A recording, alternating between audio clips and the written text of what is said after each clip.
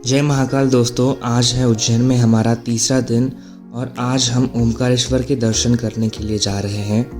तो सुबह उठकर फ्रेश होकर हम अपने डेस्टिनेशन की तरफ चल पड़े, जो कि है गोल्डन पेट्रोलियम, जहां हमारी बस रुक रही है।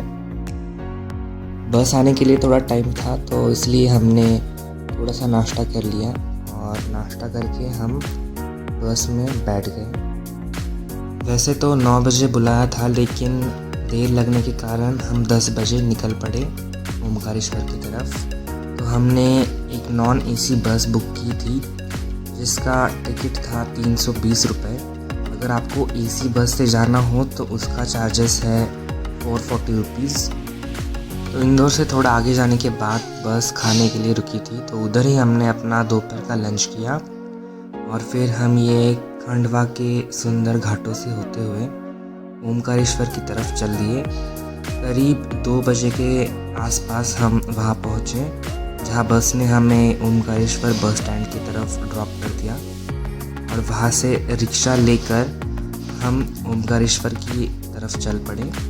मंदिर बस स्टैंड से 2-3 किलोमीटर है, तो रिक्शा आपको वहाँ 20 रुपये में ड्रॉप कर देगी।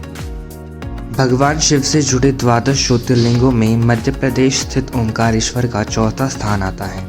यहाँ पर भगवान शिव नर्मदा नदी के किनारे ओम के आकार वाली पहाड़ पर विराजमान है।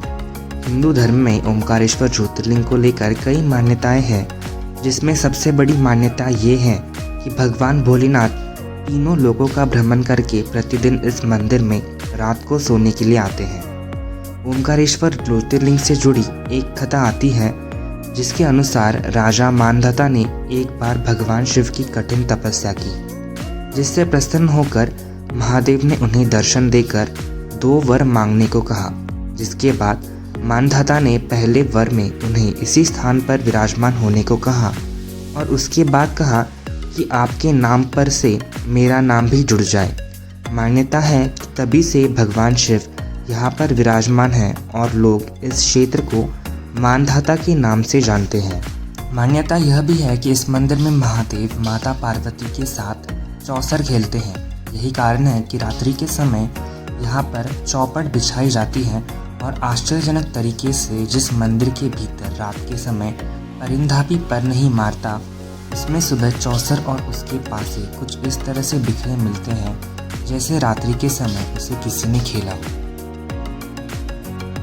तो ये रहा मंदिर के भीतर का आर्किटेक्चर, जो काफ़ी सुंदर था। पत्थर से जिस तरह से काम किया था, काफ़ी बारीकी से किया गया था। उसके बाद हम ममलेश्वर ज्योतिर्लिंग की तरफ बढ़े। तो इस मंदिर का निर्माण 10वीं शताब्दी में किया गया था। यह प्राचीन हिंदू मंदिर देश भर में अपने इतिहास और शानदार वास्तुकला के लिए जाना जाता है। मंदिर की आंतरिक दीवारों स्तोत्र की आकृतियों से गढ़ी।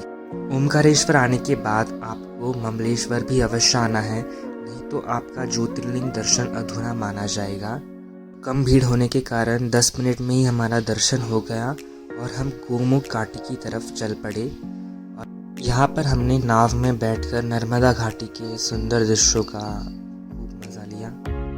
6 बजे हमारी बस निकलने वाली थी, इसलिए हम नर्मदा परिक्रमा नहीं कर पाए। लेकिन अगर आपको नर्मदा परिक्रमा करनी है तो ये लगभग 7 किलोमीटर का पक्का सीमेंट का रास्ता है, जिसमें आपको मनोरम दृश्य देखने को मिलते हैं और इस परिक्रमा मार्ग पर बहुत सारे मंदिर और आश्रम हैं।